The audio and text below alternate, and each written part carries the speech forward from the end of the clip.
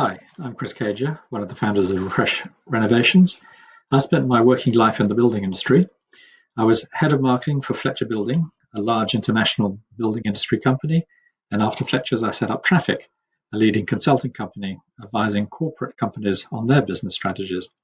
As a result of years of research, I have a thorough understanding of how the building industry works, what it does well, and what it does badly. In 2011, we set up Refresh Renovations with the aim to deliver a better experience to homeowners. Since we set it up, Refresh has grown to be an international company with operations in New Zealand, Australia, the UK, and the USA. We surveyed over 400 people around the world to find out what they were most worried about when thinking about renovating. They had a range of concerns, things like the quality finish. Was it going to take too long? Were they going to be disappointed by the result? But by far the majority of concerns were about the cost. Unexpected costs. Would it be too expensive? Were they going to uncover something halfway through and blow the budget out?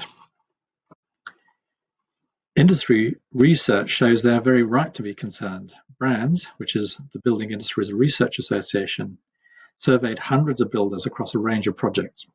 For typical renovations, they found out that around 30% of the money was wasted. This was due to poor communications, a lack of project planning, and subsequently poor project management. So what's required? The reason most renovations fail is because they only tackle part of the planning requirements. It's easy to assume that the architect does the plan, but in reality, they only do the design. And the design is only one part of the overall project plan. It's really important, of course, but there are two other stages that are equally important. Firstly, the costs and schedules. You need to have some cost information early on to make some trade-off decisions and ensure timelines are realistically. Secondly, you need good documentation. You need to have clearly established the level of quality expected, the scope of the project, and have clear contract documentation for the trades to work to. Without these, you can't hold the trades to account for the work they're doing. So the project plan requires the design, costs, schedule, and contract documents. So how much should you be paying? You should budget to spend about 10% of the budget on the project plan. So a $100,000 project, you should spend about $10,000 on planning and about $90,000 on building. If you skip the planning, you're likely to end up spending $130,000 on the overall project budget.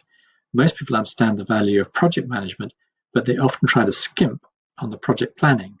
If you haven't got a suitable project plan, you simply have no tools to manage the project.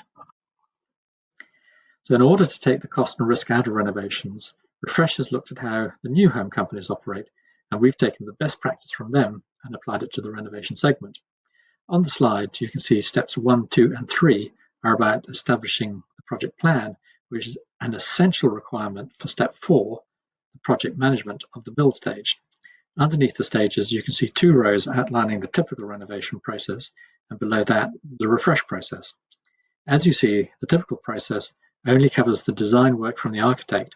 Refresh adds the costing information, project timeline, and contract documents required to establish a proper project plan. Without a project plan, you can only have site management, which is very important in making sure the trades turn up, but it's not the same as project management, which is about keeping the project on track with the original brief and the budgets and the timelines. In summary, you can manage the risk of costs and timelines blowing out, and the way to do it is to start with a good project plan and have a good project manager running the project. Thank you.